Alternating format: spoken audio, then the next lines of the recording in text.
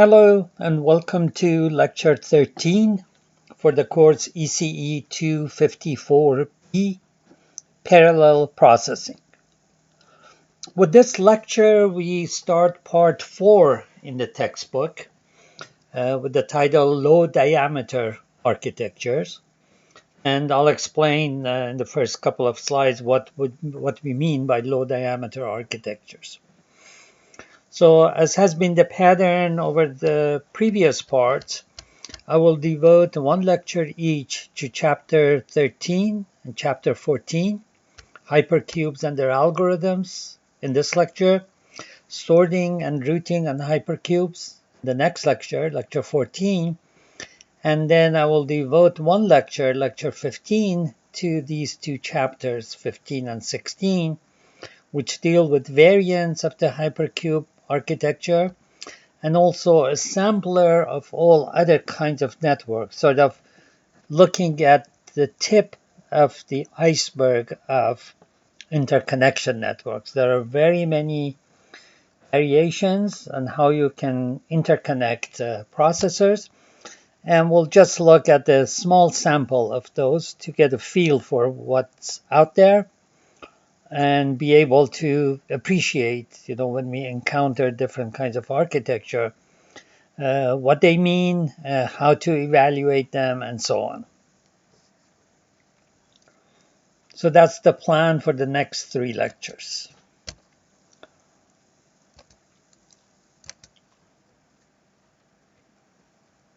Okay, so these are the 4 chapters that I will cover in 3 lectures.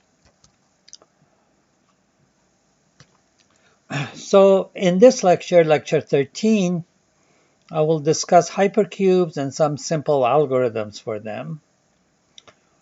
More of these algorithms will come in Chapter 14 or Lecture 14.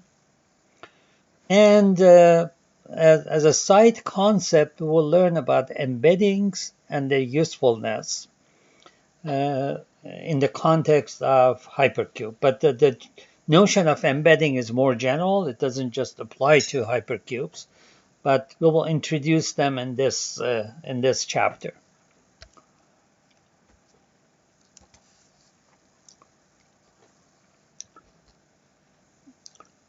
Okay, so what do we mean by low diameter architectures? Shared memory, as I've mentioned before, can be likened to this complete graph where every processor is directly connected to every other processor, because processors can easily communicate with each other by simply storing values in shared memory and letting other processors retrieve those values. So there's a direct path from every processor to every other processor. We can say that the diameter of this architecture is 1. There is a one-step path from every processor to every other processor. We also discussed mesh-connected computers, where the diameter is square root of p, where p is the number of processors. So it's much larger. For a large value of p, square root of p can be a large number. Okay, so low diameter architectures are the ones that fall between these two extremes, diameter being 1 in one extreme, and diameter being fairly large number, square root of p, in the other extreme. So we can sort of visualize this in this chart that shows the 2 extremes of diameter, 1, which is the complete network, and n-1, which is the linear array. That's even more extreme than mesh. So a mesh or torus is order square root of n. Linear array or ring is order n in diameter. And those are not very useful for parallel processing because the diameter can get very large pretty quickly. But square root of n is manageable, and in fact, parallel processors have been built with the 2D mesh or torus architecture. Okay, now what comes between close to the complete network is a set of networks called perfect difference networks. This is something basically that we invented at UCSB and published about it many years ago. Perfect difference networks have the diameter of 2. So there's a trade-off. Diameter of 1 requires a lot of connections between processors. The diameter of 2 turns out requires, instead of p order p connections, order square root of p connections. So it basically is a good trade-off in going from this very costly network to this still costly but less so than complete network, just compromising the diameter a little bit. Instead of 1, it's 2.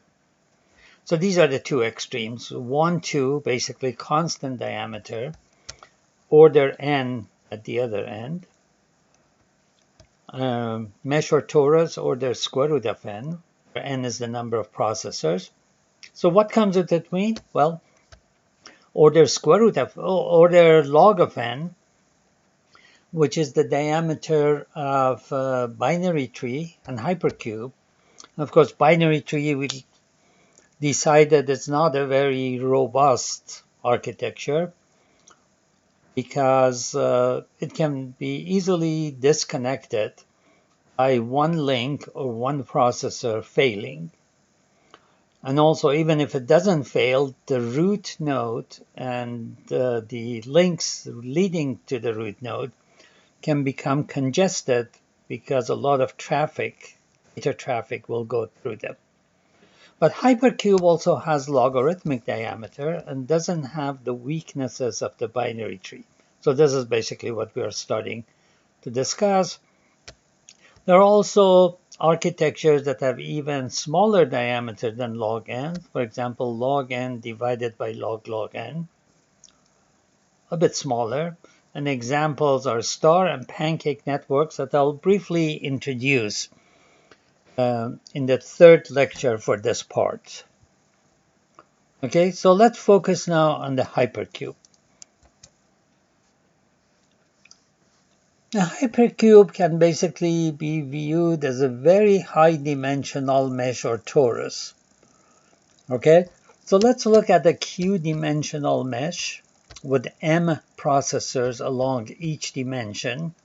So if q-dimensional and m processor along each dimension, the number of processors is m to the q. So for example, two-dimensional mesh has m squared processors, where m is the length of each side. Three-dimensional mesh will have m to the 3 processors. The diameter of such a q-dimensional mesh is q times m minus 1, or for example, 2 times m minus 1 for 2D mesh, 3 times m minus 1 for 3 mesh. And if you express m from this equation up here, if you express m in terms of p, m is p to the power 1 over q. So this will be the diameter in terms of number of dimensions and number of processors. So you see that for the same number of processors, the diameter shrinks as the number of dimension increases. The bisection width, when m, or the side length, is even, is exactly equal to p to the power 1 minus 1 over q. And if q is large, if the number of dimensions is large, this term will be very small. So it will be roughly equal to p. It's close to p. And the node degree is 2 times q. So for example, two-dimensional mesh has node degree 4. Three-dimensional has node degree 6, and so on. Now, what happens if q becomes as large as log base 2 of p? Well, if we substitute here log base 2 of p for q, and then the derivation is given down here, I'll let you study on your own. The diameter becomes order log p. Bisection width becomes order p. And the node degree becomes order log p. So we have an architecture. If q if you have a q-dimensional mesh with q as large as log base 2 of p, then its node degree will be logarithmic in p, its diameter will be logarithmic in p, and its bisection width will be fairly large, linear in p. Okay, so this is basically where we are headed. Now, I already mentioned that binary tree has logarithmic diameter, but it has a small bisection. That's why it's not desirable for use as a parallel processor architecture. Hypercube has a much larger bisection. A hypercube is essentially a mesh with the maximum possible number of dimensions, which is log 2p. And therefore, the size of this mesh will be 2 by 2 by 2 by 2, and so on. So every dimension is 2, which is the minimum possible. And when you do this, then the torus and mesh become identical. In other words, if you have only 2 processors along each dimension, excuse me, then doing a wraparound connection basically still connects the same 2 processors, and therefore it doesn't increase the connectivity.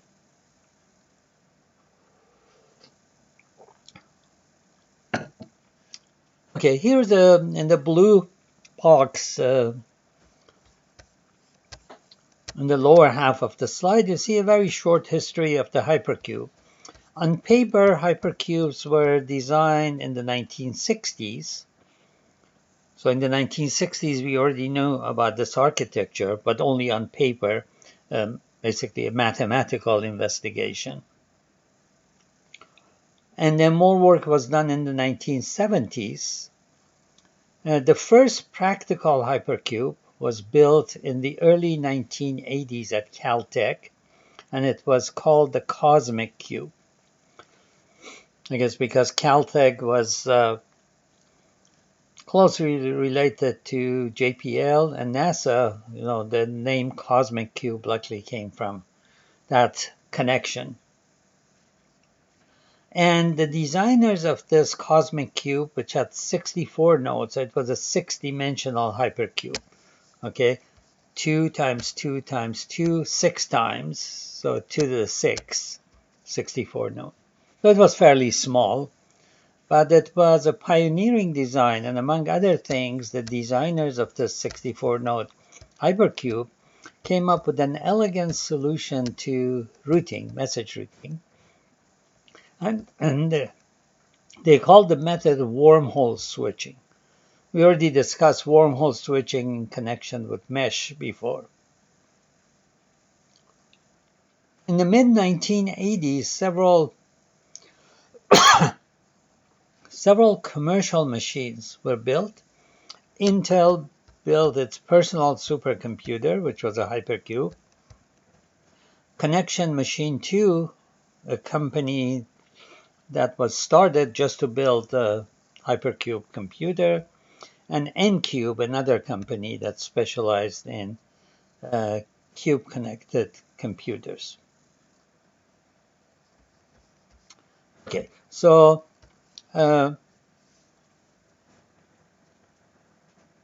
these computers were sort of on the range of up to a few thousand processors, so they were pretty powerful for that, that time frame. But as we started going to larger and larger computers in terms of number of processors, one of the drawbacks of the hypercube is that it doesn't scale up very well. And therefore, these companies all went out of business or were merged into other companies, and therefore Hypercube as an architecture fell out of favor. However, because it's so easy to develop algorithms for the Hypercube, and we'll see some examples today in the next lecture, it's still a viable model from a conceptual standpoint. Because once you develop an algorithm for the hypercube, you can map that algorithm onto other architectures. And therefore, the conceptual simplicity of developing algorithms for the hypercube is still something quite useful.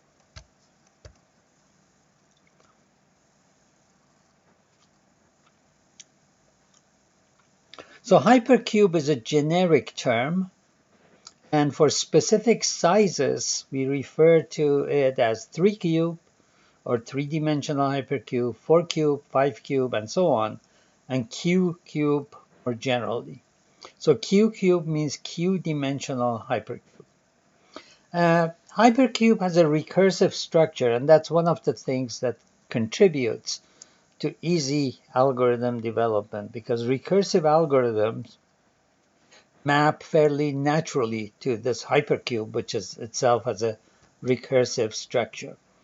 So we have binary 1-cube, one-dimensional hypercube. It has 2 nodes labeled 0 and 1 and connected to each other. A binary 2-cube is basically 2 of these one-dimensional hypercube, copy 0 and copy 1, with their corresponding nodes connected to each other. And node labels basically are the same as the original, with a prefix 0 introduced for this copy 0, prefix 1 introduced for this copy 1. Okay, so this is node 0 of copy 0, node 1 of copy 0, node 0 of copy 1, node 1 of copy 1, and so far nothing very exciting because this is a linear array, this is a 2x2 mesh. Okay, now as we go to larger dimensions, things become interesting. So this is a 3-dimensional hypercube. According to the recursive structure, it's basically 2 copies of the 2-dimensional hypercube, copy 0 and copy 1, with the corresponding nodes connected to each other. And then again, node 0, 0 in copy 0, we have this prefix 0 attached to it. Node 0, 1 in copy 0, node 1, 0 in copy 0, node 1, 1 in copy 0, and similarly, same 4 nodes in copy 1. Now, this is nothing but, if you can redraw it in this way, okay, it's a 2x2x2 mesh. Remember, I said 2x2x2 torus is not any different, because if you include wraparound links connecting these 2 nodes, well, they're already connected through this link, so it doesn't add anything.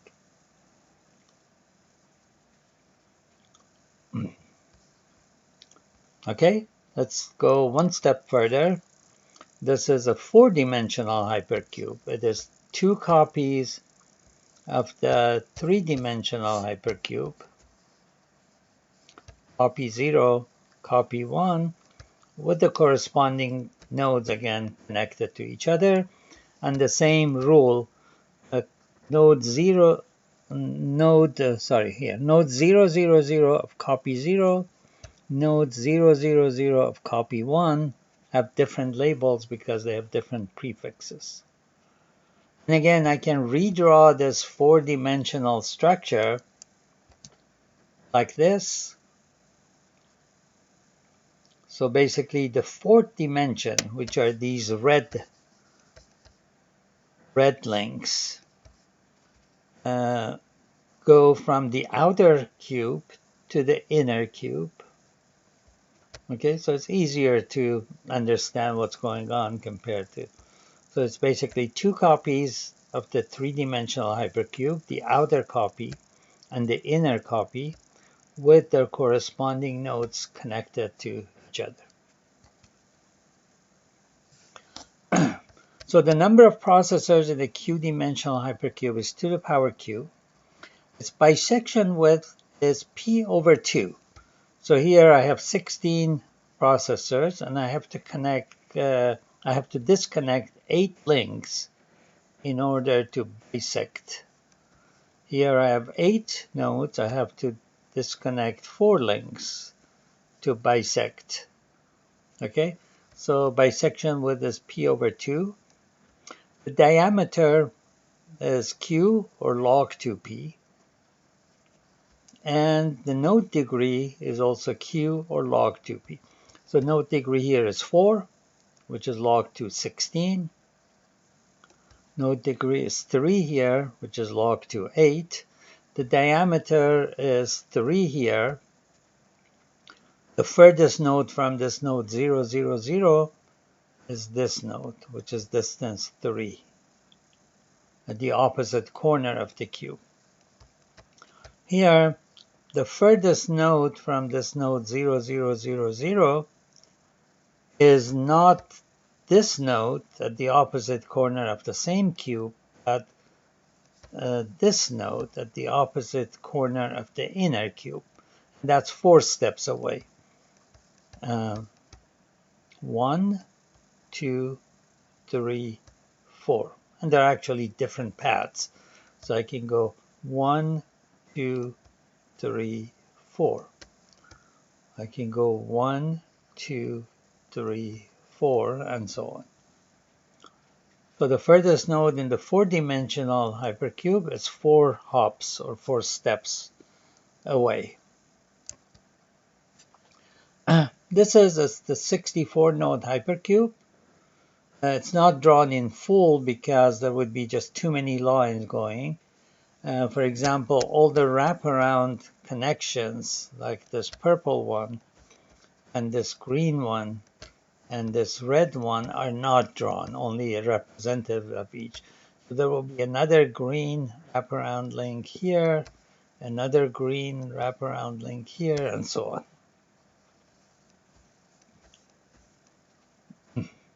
So this is the 64-node hypercube.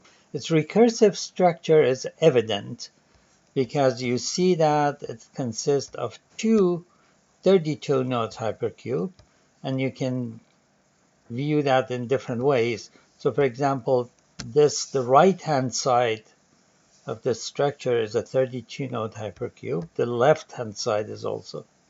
Or the upper part is a 32-node hypercube, the lower part. You can also view this as 8 copies of the 8-node hypercube. So these bold lines represent an 8-node hypercube, and there are 8 copies of that, forming the 64-node hypercube. Okay, so let's talk a little bit about the neighbors of a node in a hypercube, because remember, for meshes we sort of labeled the nodes in order to sort of be able to talk about them and organize data and so on. So nodes of a hypercube have IDs that are qubit numbers. Remember, we have 2 to the q nodes, and node numbers go from 0 to 2 to the q minus 1, therefore they form a qubit number. So this is node X. Its ID is a qubit binary number. Now the neighbors of that node have qubit binary indices that differ from this in just 1 bit. So if you flip x0, if x0 is 0, if you make it into 1, and if it's 1, make it into 0, that's one of the neighbors of that node in the hypercube. If you flip x1, that gives you another neighbor. Finally, if you flip xq minus 1, complement xq minus 1, that's the qt neighbor, okay?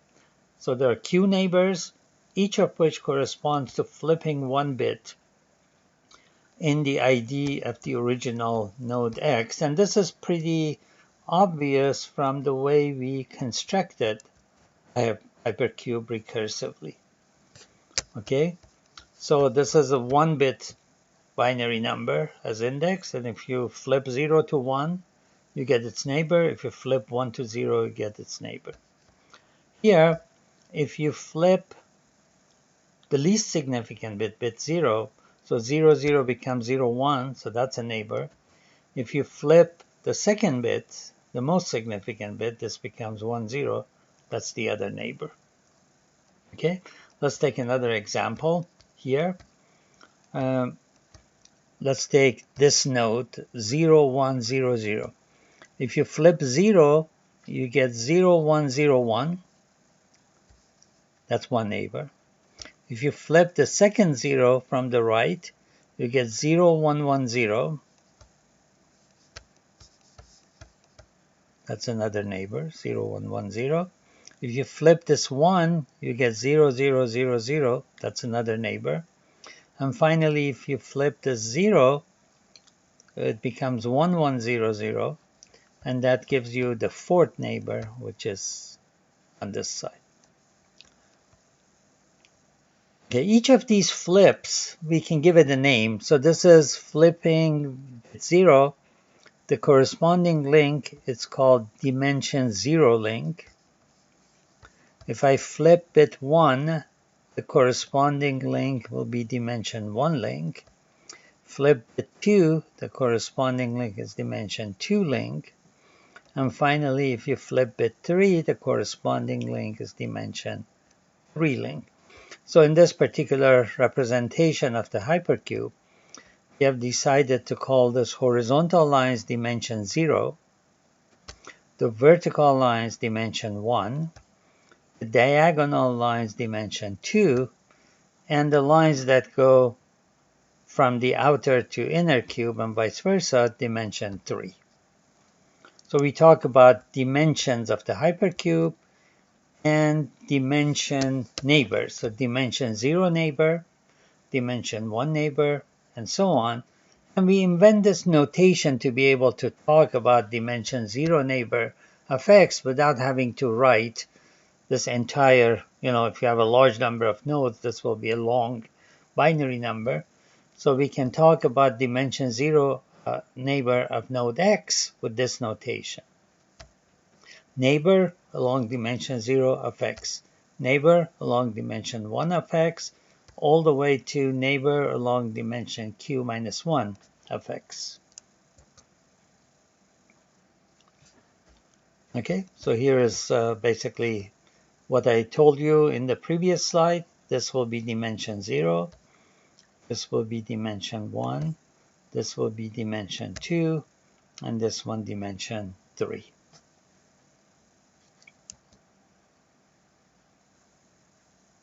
Now, nodes whose labels differ in k bits, in other words, they're at Hamming distance k from each other, are connected by a shortest path of length k.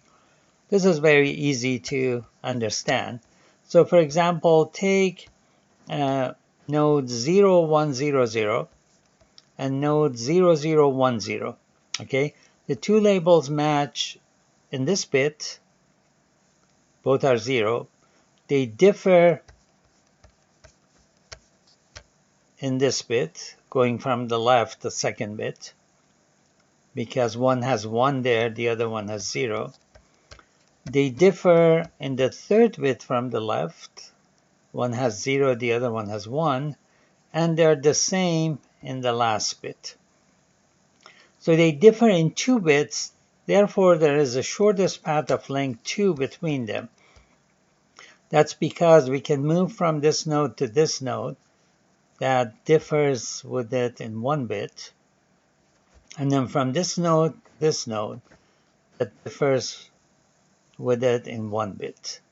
So basically, because 2 bits are different, in each step we can change 1 bit by going to a neighbor which has a different bit in a particular position. Therefore, if there are 2-bit positions that are different, we need 2 steps. Okay? So that makes it easy to understand why node 0, 0, 0, 0 and node 1, 1, 1, 1, which differ in 4 bits, have a distance of 4. And that's the diameter of this hypercube. Because we need 4 steps to get from node 0 to node 15.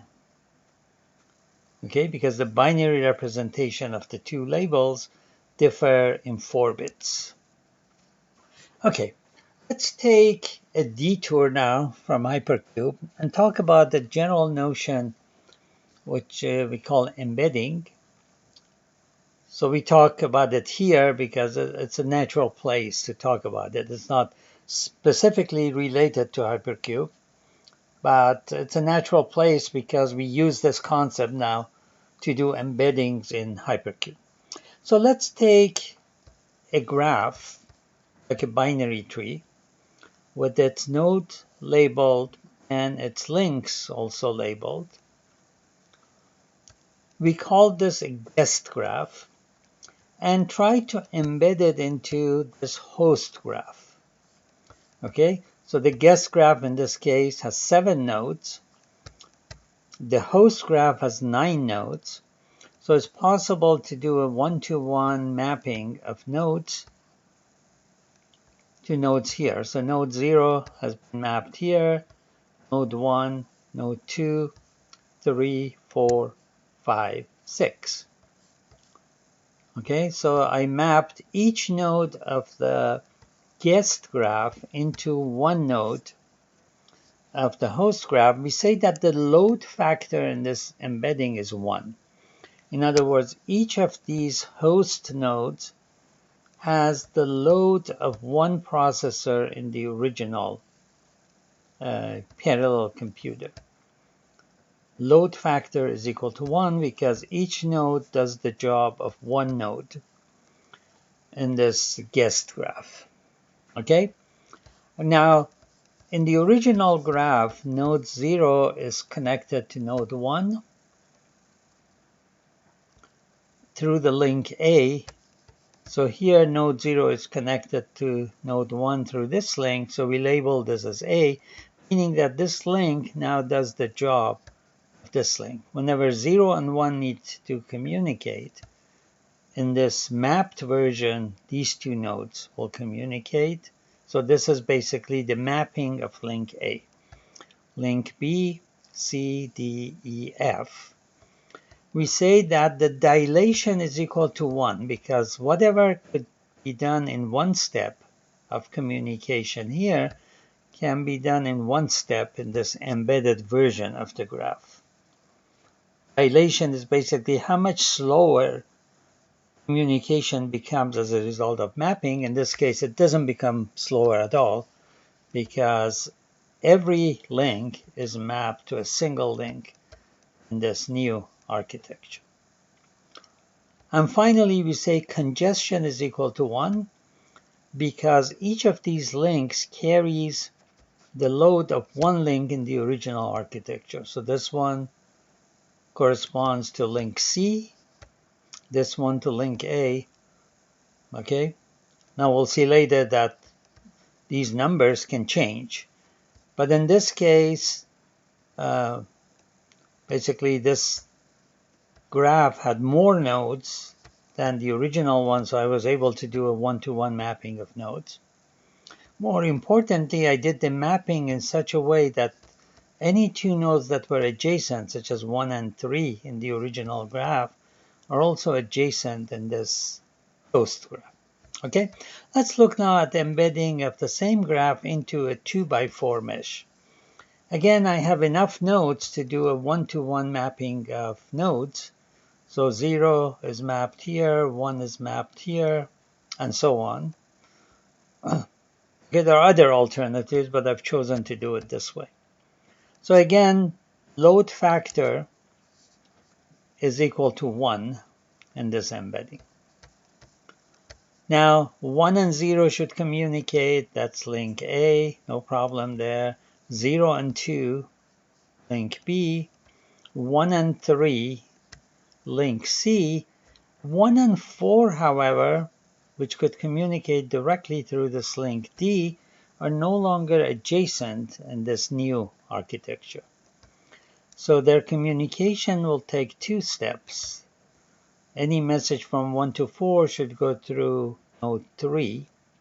In this case, we say dilation is equal to 2 because a path of length 1 there has been converted to a path of length 2. There's a slowdown implied by this increase in length. Communication between 1 and 4 will be slower in this embedded version compared to the original version. Also, congestion is equal to 2 because this link now is carrying the load of link C as well as the load of link D. So if these had equal traffic, then this will have double that traffic. Twice as many messages can go through this one. Okay, the final example, let's try to map this into a 2x2 mesh. Now I have only 4 nodes and I need to map 7 nodes onto them. So the load factor becomes 2. 0 and 1 are mapped there, 2 and 5 there, 3 and 4 there, and 6 there. So load factor becomes 2. Dilation is 1. In other words, anything that could be done in one step, like from 0 to 1, can be done either in one step or 0 step. 0 and 1 happen to be in the same node, so no external communication is required there. 0 and 2, on the other hand, have to communicate through this link. Okay? Congestion is also equal to 2 because, again, C and D are mapped onto this link.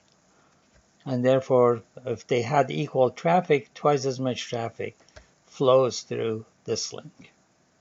Okay? Of course, the ideal embedding is when all 3 of these parameters are 1, meaning that there's no additional load, no congestion, no dilation.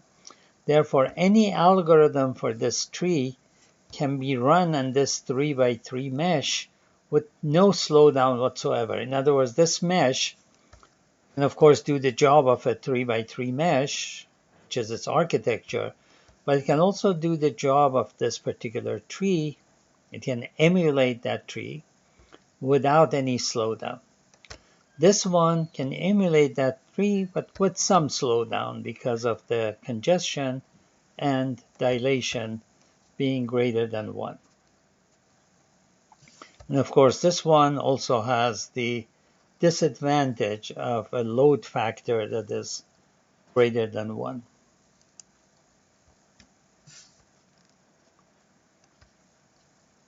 Okay.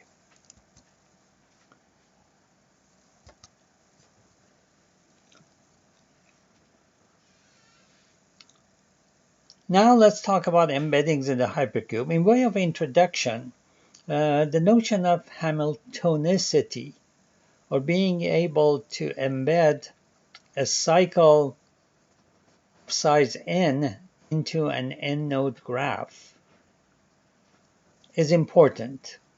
Mathematicians have studied it for ages, but in the context of parallel architectures, I'll tell you why it's important. More generally, we may be interested in embedding cycles of various lengths into an intact or faulty network of nodes. Okay, so let me explain. Now, this is a famous puzzle, Bridges of Königsberg. It's a graph puzzle. It's not quite the same as Hamiltonian cycle, but these kinds of puzzles are very popular in mathematics. Here we have a city, Königsberg, with rivers flowing through it and 7 bridges, which can be abstracted in this way. The actual shape of the rivers is not important. Actually, it can be further abstracted into this graph. The 4 nodes are the regions shown, the upper region, the lower region. These are these 2 nodes. This island is this node, and this part here, which may or may not be an island. And then the lines represent the bridges between them. And the puzzle asks you to find a path, a walking path in the city that goes over each bridge exactly once. So you can start from here, traverse this bridge, then this bridge, then this one, then this one, then this one. Okay, and you're stuck there. So this puzzle has no solution. You can't do it. Okay, so here's a puzzle. I give you this graph, which is basically a 4x4 2D mesh, and ask you if 16-node cycle or 16-node ring is a subgraph of this network? And the answer in this case is yes. So this graph is known as Hamiltonian. So whenever you can embed the cycle of the same size as the original graph into the graph is called Hamiltonian. So let me show you how. So let's start from this corner. So we have to start from there and end there at the end of the traversal. So start here, go to the right, go to the next row, go here, not quite to the end, then go to the next row, go here, go down here, go here, and return to the starting node. So this is basically a cycle of length 16 embedded in this 4x4 mesh. The 3x3 mesh, on the other hand, is not Hamiltonian. No matter how hard you try, you can't start from a node, no matter which node. Let's say from this node. If you start from there and go, let's say, here, then here, then here, well, if you go back there, then there's no way to traverse these and also go back there. So if you go down here and go to this corner, you're stuck. So this is non-Hamiltonian. Basically, meshes that have an even size, 4x4, 8x8, they are Hamiltonian. Meshes that are odd size, they're not Hamiltonian. And this is sort of a puzzle for you to think, discover whether this particular graph is Hamiltonian or is not Hamiltonian. Okay, can you start from one node and traverse all the nodes and return to the initial node, having traversed each node just once? Okay, so why is it important for a graph or a parallel architecture to be Hamiltonian? It turns out that a lot of things can be done easily on a cycle. And if a graph is Hamiltonian like this one, then you can resort to algorithms for the cycle. And in routing, this is sometimes important. And execute any algorithms for a cycle without any slowdown, because there's a one-to-one correspondence between nodes and links in this mesh and the 16-node cycle. Here, there's no such one-to-one correspondence. Okay. Also, sometimes we think about embedding cycles of other lengths. For example, cycles of length 4. Okay, well, a cycle of length 4 can be embedded here. A cycle of length 4 can be embedded here. Sometimes we seek to be able to embed a cycle of length 4 despite node failures. So, for example, if this middle node here fails, then I can no longer embed a cycle of length 4 in this architecture. Okay? Whereas if any node fails in this 4x4 mesh, I can still embed a cycle of length 4. If this one fails, well, I still have this cycle, length 4. Okay? That's less important, from a practical standpoint. But Hamiltonicity, or being able to embed a Hamiltonian cycle, is important. Now, the hypercube is Hamiltonian. And this is basically the first time we see why the recursive structure of the hypercube helps us prove things quite easily.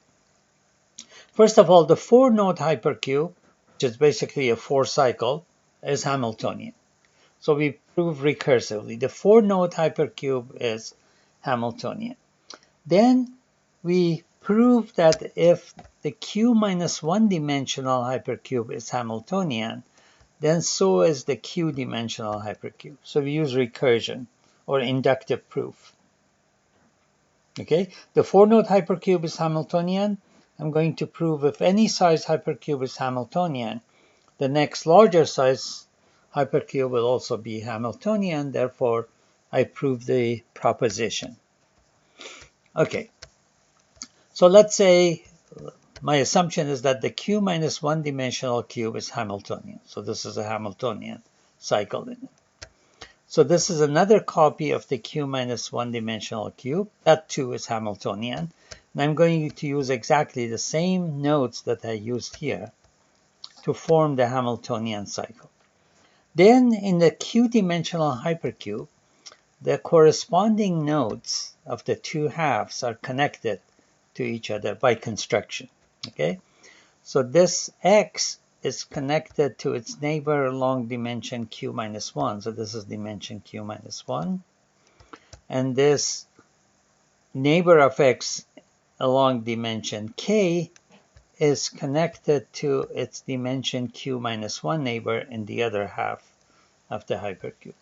Now, if I remove this link and this link and insert these two links, I get a cycle twice the size of the original cycle, therefore proving that the Q-dimensional hypercube is Hamiltonian.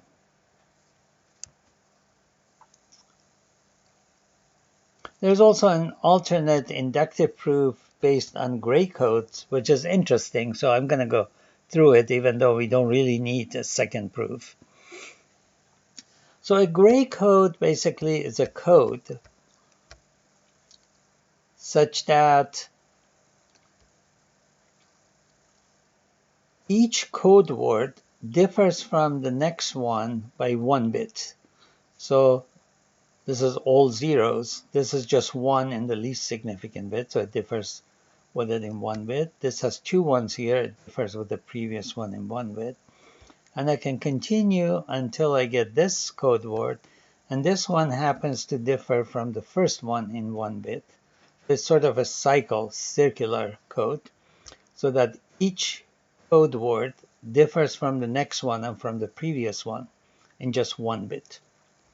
Okay, so again, 0 and 1 is basically a 1-bit gray code that satisfies this requirement.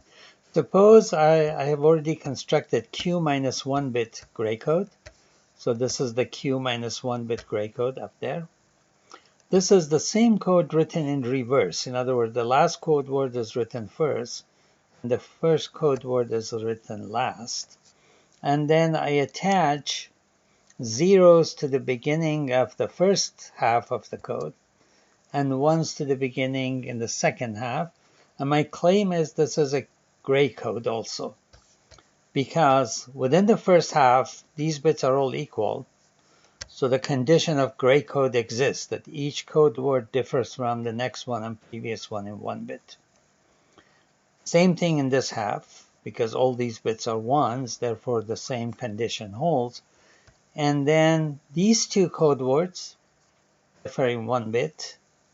And finally, the last and the first code word differ in 1 bit.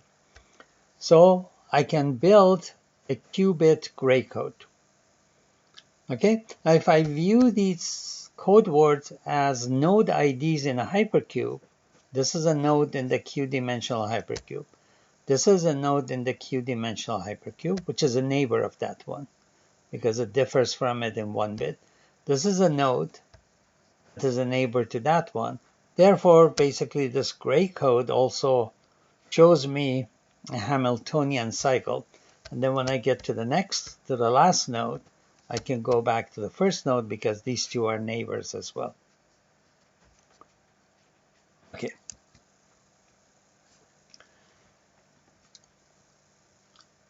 Now, a mesh or torus of the same size as the hypercube is always a subgraph of the hypercube. Okay, so here I've shown a 16-node hypercube. So a 4x4 mesh is of the same size as this. And here I've shown that the 4x4 mesh is a subgraph of that hypercube. How? Well, you have to sort of pay attention. This is column 0 going from top to bottom of the mesh. Okay, this is column 1 of the mesh. This is column 2 of the mesh, 4 nodes. This is column 3. So all the links for the columns exist in the hypercube. Okay, what about rows? Well, this is row 0. This was the top node in the column. Okay, so this is node 0. This is the second node in the column. This is row 1. This is row 2. And this is row 3. So this proves that the 4x4 mesh is a subgraph of the hypercube. Some links in the hypercube, like this one, and this one, and this one, are unused. In other words, the hypercube connectivity is richer than the 4x4 mesh. In fact, the 4 links that are missing here are exactly the ones that would convert this mesh into a torus. So if I connect this to this, the end of 0th row to the other end, okay, end of the first row to the other end, then end of the second row to the other end, and end of the third row, I get exactly the 4x4 torus. So the 4x4 torus is a subgraph. In fact, it's identical to this one. So it's the same graph, basically. The 4x4 torus is the same graph as this one. Okay, so how do we go about proving this in general? The proof is rather interesting. So let me try to basically construct it and convince you. As a tool in this proof, we use the notion of product graphs. So what is a product graph? If you give me 2 graphs like this triangle with nodes 0, 1, 2, and this line AB, the product of the 2 will have node labels that are pairs, one element of the pair coming from here and one element from here. So 0A, 1A, 1B, 0B, 2B, and so on. You can view this basically as either 2 copies of this 3-node graph in which the corresponding nodes are connected to each other.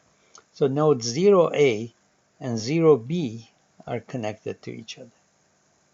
So any 2 nodes that differ in just one component of the address.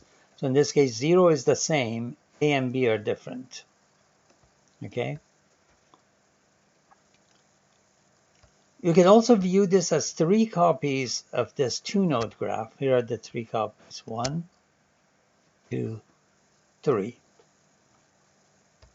So here's another example. The product of these 3 2-node graphs is this graph. The product of this tree and this 2-node graph is this shape. Again, I have 2 copies of this tree, the front copy and the back copy. Or you can say I have 5 copies of this 2-node graph. 1, 2, 3, 4, 5. Okay, so this is the notion of a product graph. The product graph has as many nodes as the product of the number of nodes in the 2 graphs. So 3 times 2 is 6 nodes. 2 times 2 times 2 is 8 nodes. And in this case, 5 times 2 is 10 nodes. But why is this useful? Well, it's easily proven that the 2 to the A times 2 to the B times 2 to the C torus, in other words, a torus with all the site lengths being powers of 2, is the product of the 2 to the A node ring, 2 to the B node ring, and 2 to the C node ring. So here I've shown that the 2 by 2 by 2 mesh is the product of 2 nodes linear array and another 2-node linear array and another. So this is basically the same thing. A torus with site lengths being power of 2 is the product of these rings whose sizes are powers of 2. This is easily proven. Then a hypercube whose dimension is sum of a bunch of numbers. So Q is basically the sum of A, B, C, and so on, is the product of an A cube, a B cube, and a C cube. This again can be easily proven. Now the 2 to the Q to the power Q node ring is a subgraph of the Q cube. This is something that we proved previously. So if you have a Q-dimensional cube with 2 to the Q node, the 2 to the Q node ring, basically it is Hamiltonian, so the 2 to the Q node ring is a subgraph of it. Okay, and finally we resort to this theorem that if a set of component graphs are subgraphs of another set, the product graphs will have the same relationship.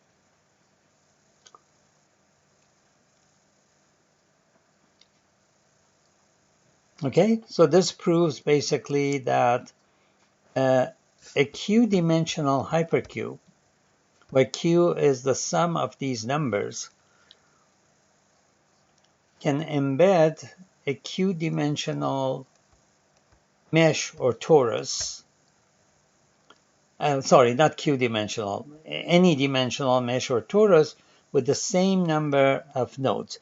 For a mesh or torus to have the same number of nodes, its side lengths must be power of 2. So for example, a 3x5 mesh does not satisfy this requirement.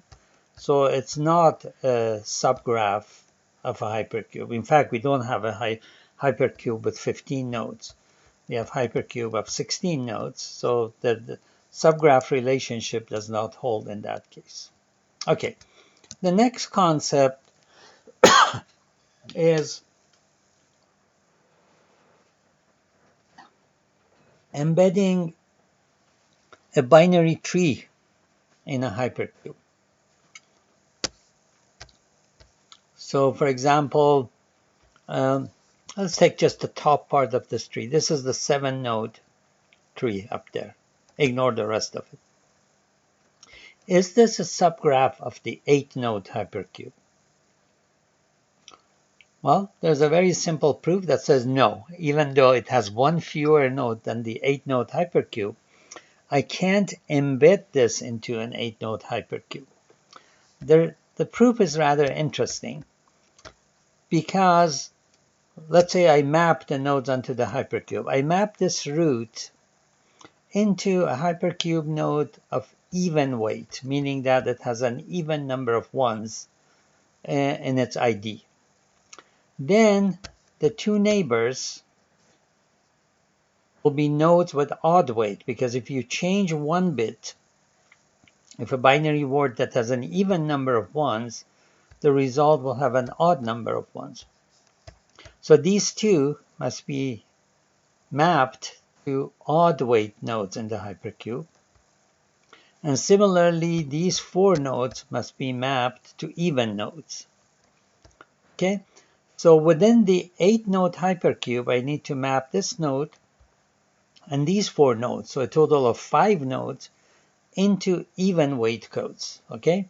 However, in the 8-node hypercube, there are 4 even weight nodes and 4 odd weight nodes. So I don't have 5 even weight nodes to map these 5 nodes onto them. Therefore, I cannot do the one-to-one dilation, one embedding of this tree.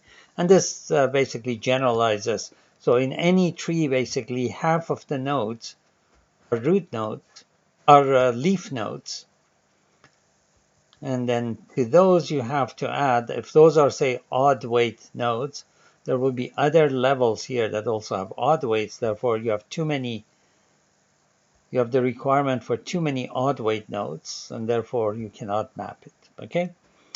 However, even though this binary tree, the standard binary tree, cannot be embedded in the hypercube, a variant known as double-rooted binary tree.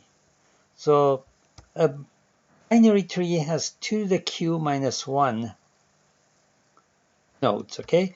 If you add one node, basically, between the original root and the right subtree, let's say, This is known as a double-rooted binary tree. And this one can in fact be embedded in the hypercube. Intuitively, we can say, that objection that we need too many odd weight nodes or too many even weight nodes is removed by moving these one level down. So if this is even, these two are odd. This is again even along with these and so on. That's not the proof. The actual proof is here. I again do inductive proof by noting that the 4-node double-rooted binary tree, which is basically just these 4 nodes, nothing else. These triangles are removed. That's a 4-node. That's a subgraph of a 4-node hypercube, okay? So let's assume that the double-rooted binary tree is a subgraph of the Q minus 1-dimensional hypercube, and also the other copy. And then by making these connections, I'll let you read the details. I show that the next larger size of a double-rooted binary tree is a subgraph of the next larger size of hypercube. Okay, there's a useful embedding that is not one-to-one, but it's useful in many problems that I'm going to discuss on this slide. So basically, I take the 15-node binary tree, and instead of trying to embed it into the 16-node hypercube, which is impossible as we just discussed, I embed it in an 8-node hypercube by mapping all these nodes on this yellow line to say processor 0 in the hypercube, this node to processor 1, these 2 nodes to processor 2, this one to processor 3, these 3 to processor 4, and so on, 5, 6, 7. Well, this is an uneven load mapping because this processor gets 4 of the 3 processors. This one gets just 1, this one gets 3. However, many tree algorithms are executed in a way that only nodes in one level of the tree are active at any given time. Remember, for example, the semi-group computation on tree or by parallel prefix. Something would be done at this level, then the results will be transferred to the next higher level, and they become active, do something, and next higher level, and so on to the root, and then perhaps going downwards. In this case, when only one level of the nodes in the tree are active at any given time, the load factor becomes 1, because these 8 processors are mapped to these 8 hypercube processors. Then these 4 processors at the next level are mapped to 4 hypercube processors, and so on. So basically, the hypercube can emulate a tree algorithm for a tree that is larger than its own size without any slowdown, because at any given time, at most, Q processors are active, and we have to the Q processors are active, and we have to the Q processors in the hypercube. So this is a special case of embedding that we find useful. Okay, let's now move to a few simple algorithms for the hypercube, which makes us appreciate its recursive structure even more. So the first one is semi-group computation. Again, imagine for simplicity that we are trying to add the numbers. Each processor in the hypercube has one number. So these are not the actual numbers, but these are sort of the index. So for example, we have x0 in processor 0, x1 in processor 1, and so on. So this shorthand notation, 0 represents x0, okay? So this is the algorithm. Let me first describe it through this graphical scheme and then go through the algorithm itself. First, communicate along dimension 0. and combine the values. So this was x4, this was x5. If you exchange those values, you can compute x4 plus x5 and x4 plus x5, x0 plus x1, x0 plus x1, and so on. Then communicate along dimension 1. So here we had x0 plus x1, here you have x2 plus x3. So this will be x0 through x4 all added up, x4 through x7, and so on. And finally, communicate along dimension 2.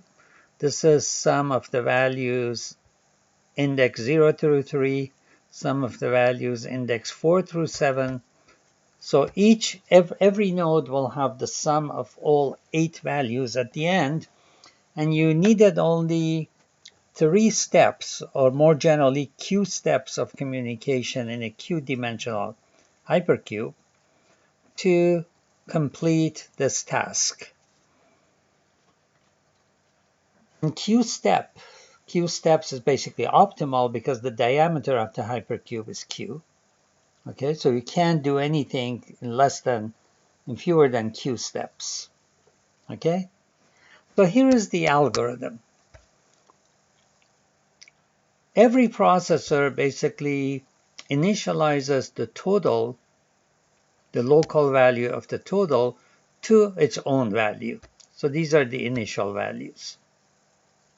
Initialize total to own value. For k equals 0 to q minus 1, these are dimensions along which we are going to communicate. Get the value y from your dimension k neighbor, the total within the dimension k neighbor, get that value and call it y. Okay, so at this point, this one will get 4 from this neighbor. This one gets 0 from that neighbor. So get the total value from your dimension k neighbor, then set the value, your total value, to the previous total, combined. In this case, we were talking about addition, add y to it. So that's the new total. So this loop is executed q times, and a constant number of operations is performed within the loop. Therefore, this will be an order q, or order log p algorithm. Remember, q, the number of dimensions of the hypercube, is log of the number of processors. Q and log p are the same. In this algorithm, I want you to think about this. I implicitly assume commutativity of the operator. So it works fine for addition, multiplication, logical AND, maximum finding, and so on, but not for an arbitrary operator. Okay, so think about it. Why is this assumption implicit in the algorithm? And how can we remove this assumption? Okay, can we remove this assumption, and how? Okay, the second algorithm is parallel prefix computation. This is when processor 0 should end up with the value x0, processor 1 with x0 plus x1, processor 2 with x0 plus x1 plus x2, and so on. Okay, in this case, each processor keeps 2 values in its internal registers. One is what we call subcube total, which is exactly the same thing that was computed in this algorithm. So basically, subcube, initially each node is a subcube. Then when you communicate along this dimension, the subcube has 2 nodes. So totals for that subcube are computed. Then when you compute, after you communicate along this dimension, subcubes are now of size 4. So you have, so the 2 values shown near each node. Above the node, you see the subcube total. And below the node, you see the subcube prefix. So this has x4, this has x5. This is basically the prefix computation result for that subcube. Okay, then when you communicate in this dimension, so this has 0 to 3 as a as a subcube total. This one also has 0 to 3 as a subcube total. But this one has 0 as its prefix result within the subcube. This has 0 through 2. And this is the algorithm that ensures that those values are correct. Again, initialize the subcube total and subcube prefix to the node's own value. So when the subcube is of size 1, the total and the prefix result are the same. So that's the initialization. For k equals 0 to q minus 1, again, communication takes place along dimension 0, 1, and 2.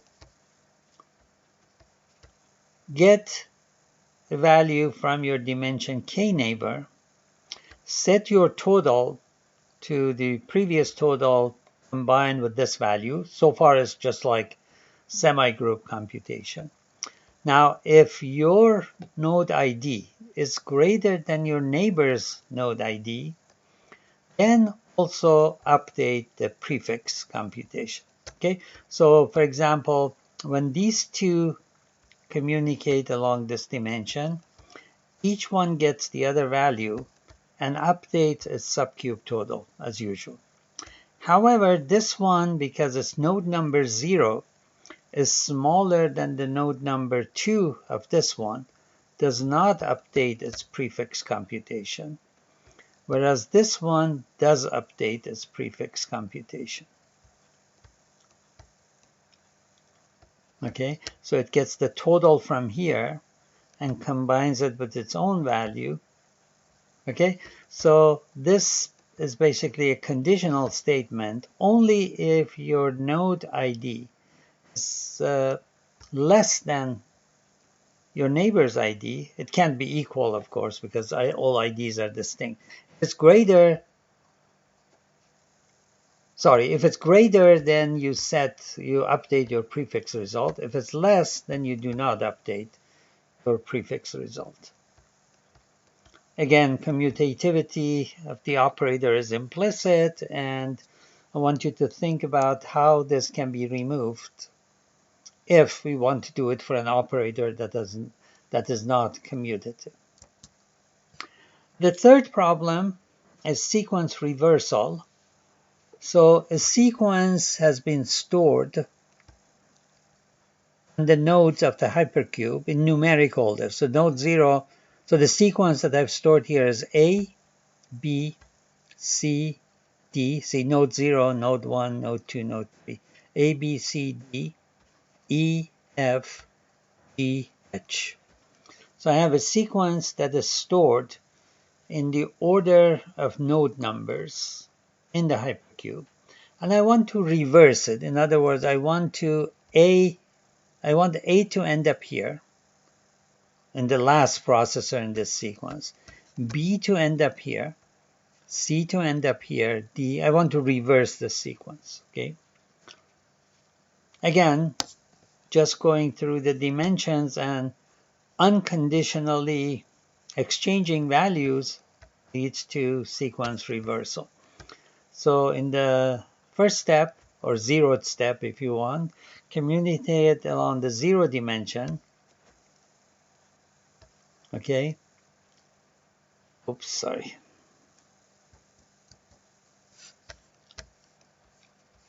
So this one has E and F.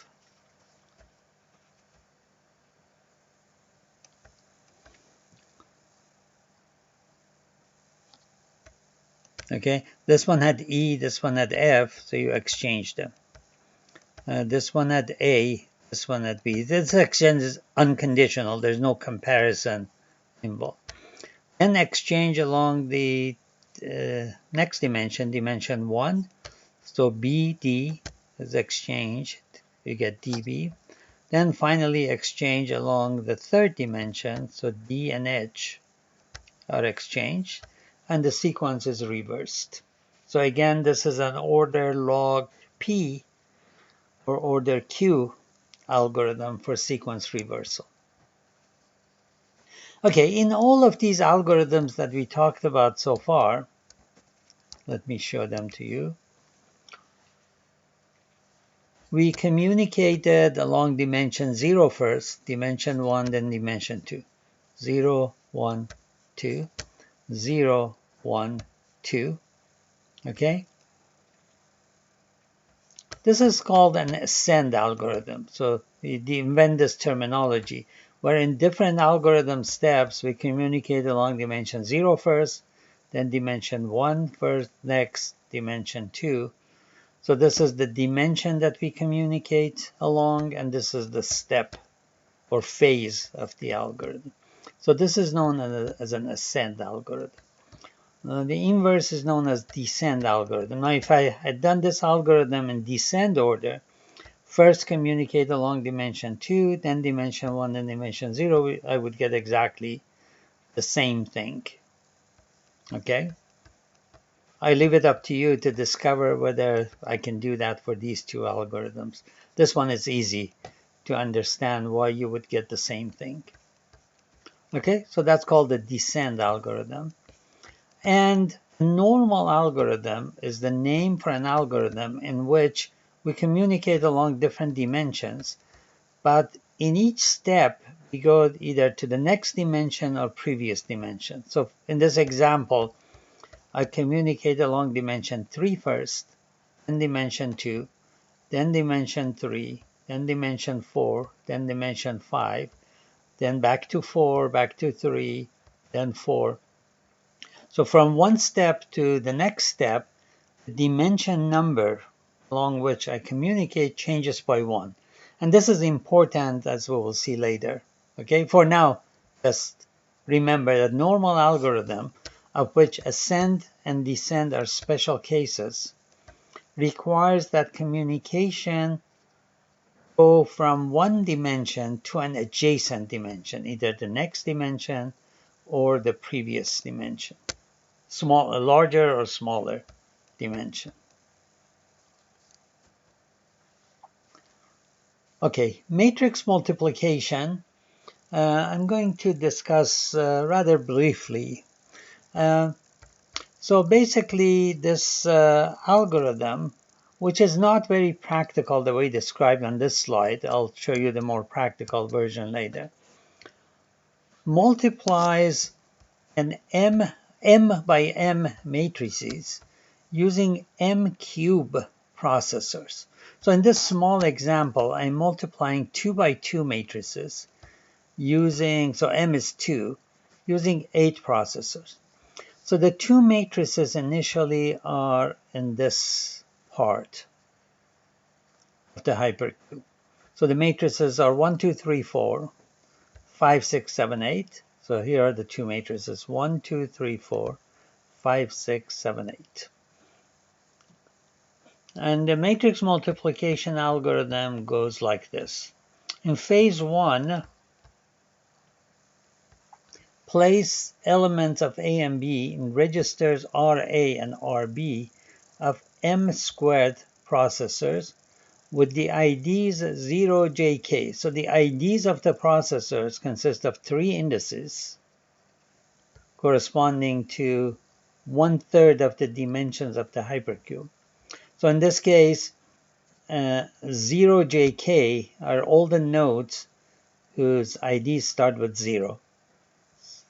So 0, 0, 0, 0, 0, 1, 0, 1, 0, and 0, 1, 1.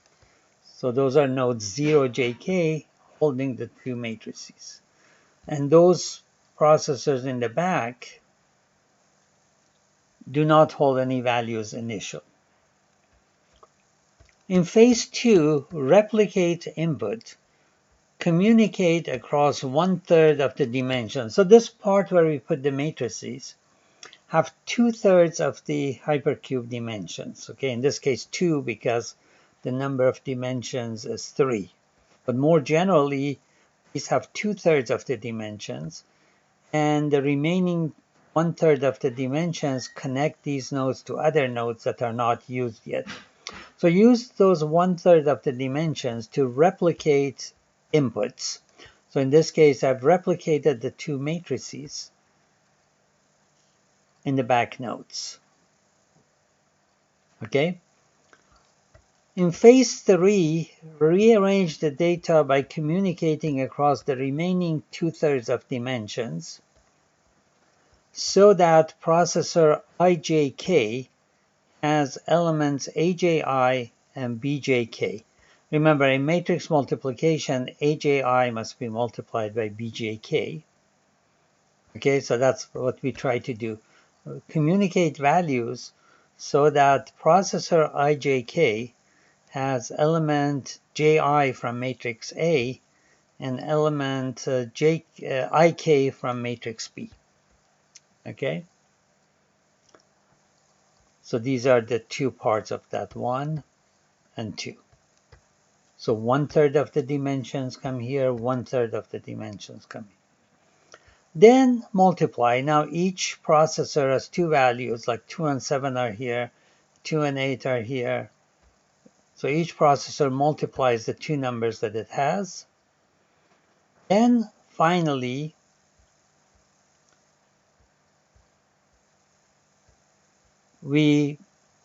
so those values will be reduced, must be added together. Okay, those are individual products that we computed. We have to add 14 to 5 to get 19. We have to add 16 and 6. Again, in this small example, it's just one dimension, but we'll be communicating across 1/3 of the dimensions to do this reduction. And this is now the product matrix.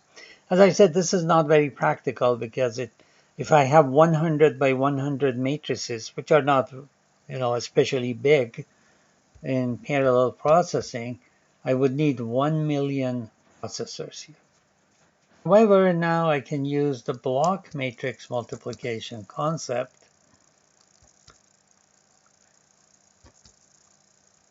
to make this practical.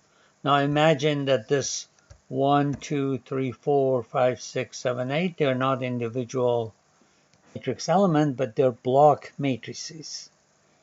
So if I apply this to a block matrix, the analysis I let you study on your own suggests that the matrix multiplication performed in this way requires this many communication steps and this many computation steps.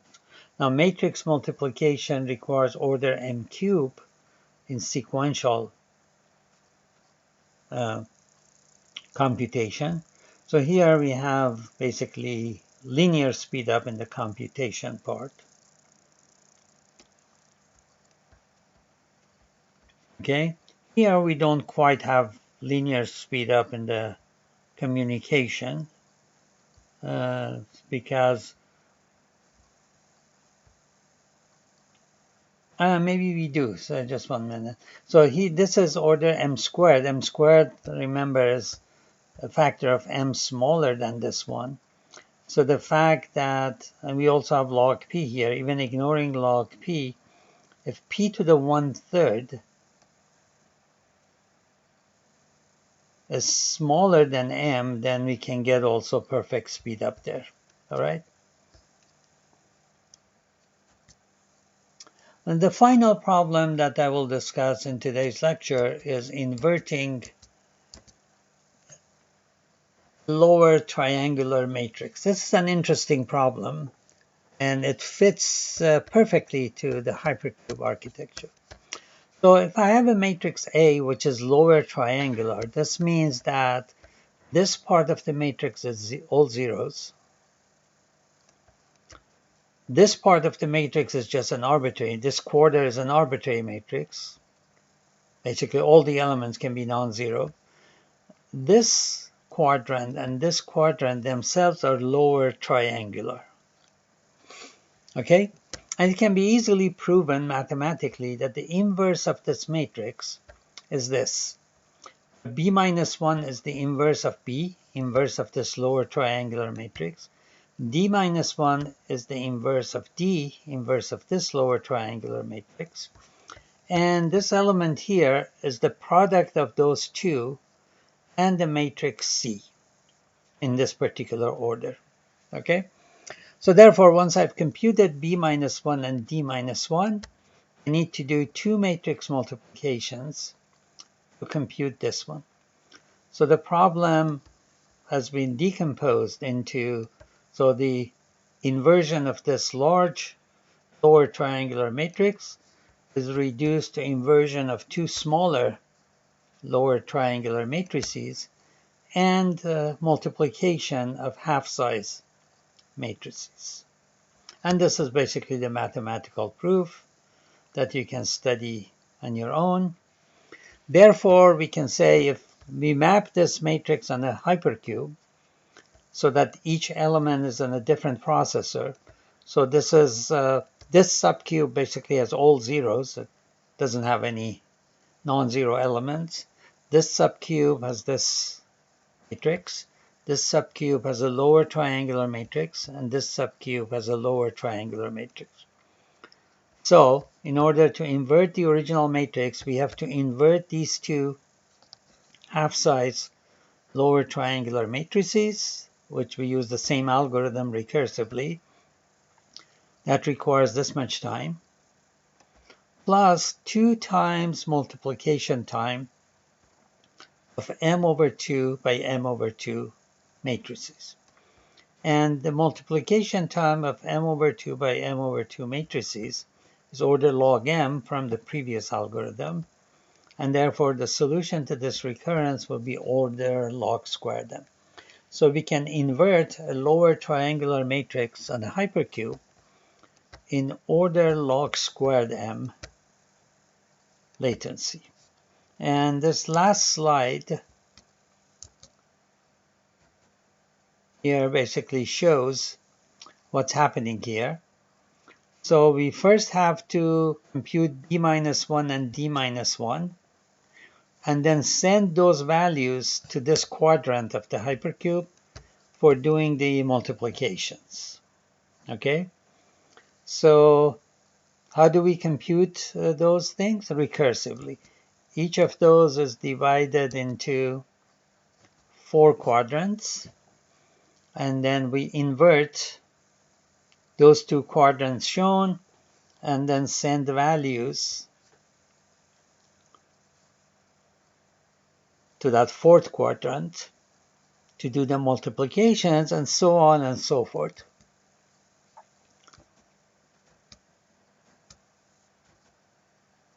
So the structure of the hypercube is ideally suited to this, because when we have computed this inverse, triangular matrix inverse, sending values from this subcube to this subcube takes just one step, because this subcube, every element of this subcube is directly connected to its corresponding element in this subcube.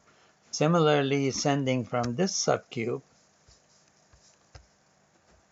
to this subcube takes just one step. So as I recurse, going back to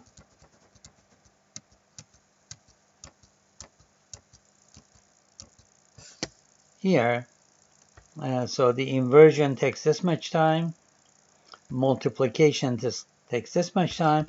The communication I don't need to explicitly include, because just a constant number of steps. 1 step, 2 step, okay, which is that constant is dominated by this term, so I don't need to include it. All right, so before posting the updated version of these slides, I'm going to remove all the animations. I've been doing that for previous lectures, but have not yet done this for this lecture. I think it's a little bit easier if you don't have the animations, particularly if you use the PDF version of the slides, in which these animations are lost. So I prefer to have the PowerPoint and PDF be exactly the same. That's why I've been removing all the animations. And I'll do that before posting this, the updated version of these slides, to the textbooks webpage. All right, that's it for this lecture. Uh, please stay healthy and hope you make progress in your studies for this course, both for lectures and research component. I'll see you in lecture number 14. Bye.